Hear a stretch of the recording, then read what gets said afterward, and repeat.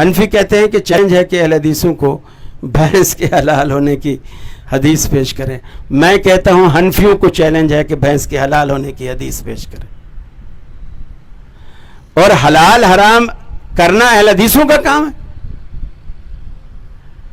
اگر دیکھیے عقل کی بات، عقل دیکھو ان لوگوں کی، ورنہ تو کہتے ہیں نا کہ عقل سر کی بجائے گھٹنے میں ہو تو آدمی پاگل ہوتا ہے، لیکن گھٹنے میں بھی تو ہونا ہے، تو گھٹنے میں بھی نظر نہیں آ رہی.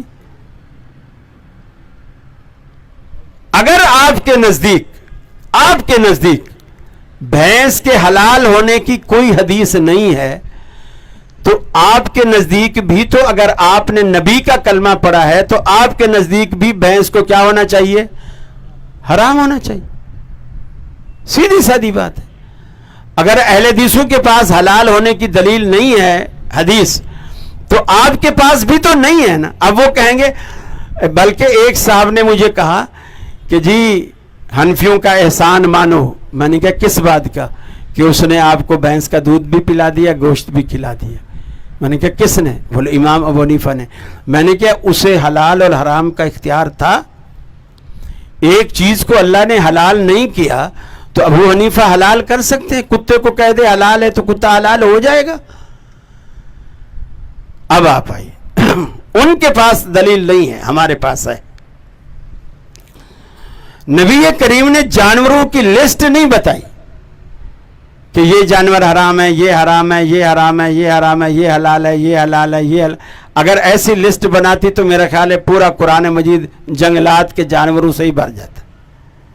آپ نے یہ لسٹ نہیں بتائی، آپ نے فارمولے بتائے. آپ نے جانوروں کا فارمولہ یہ بتایا، جو زیناب نہیں ہیں ان کے آپ دیکھو گے جبڑا نیچے کے دانت بھی اور اوپر کے دانت بھی بالکل برابر ہوں گے جیسے انسانوں کے دانت ہیں. بھینس کے، گائے کے، اب آپ بولو گے گدھے کے بھی برابر ہیں، گدھے کے برابر ہیں. لیکن اللہ کے رسول نے گدھے کا نام لے کر اسے حرام کیا. اگر اس فارمولے سے ہٹ کر کوئی چیز آ رہی تھی، یعنی وہ جانور حرام ہے لیکن حلال فارمولے میں آ رہا تھا، تو آپ نے نام لے کر اسے حرام کر دیا. اور جس کا یہ فارمولہ بتا دیا کہ جس جانور کے یہ جو شاخ والے یہ سائیڈوں میں 4 دانت بیچ کے چھوڑ کے پھر ایک ادھر کا ایک ادھر کا، وہ نکیلا دانت بڑا ہوتا ہے، دونوں اوپر کے بھی نیچے کے بھی، جسے آپ کیا کچلیاں کہتے ہیں یا شاخیں کیا کہتے ہیں؟ ہاں کچلی کہتے ہیں.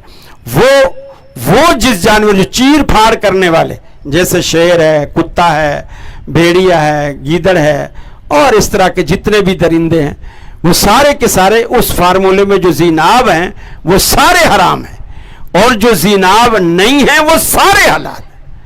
اب بھینس اس فارمولے میں آ رہی ہے، ہم تو دودھ بھی پئیں گے، گوشت بھی کھائیں گے، لیکن تم پر آج سے حرام ہے چونکہ حدیث تم مانتے نہیں ہو، اس کی حلت حدیث میں ہے، لہٰذا آج سے تم یہ دودھ بیچنا بھی چھوڑو، اس کا گوشت کھانا بھی چھوڑو اور بھینس کالونی پہ پابندی لگواؤ.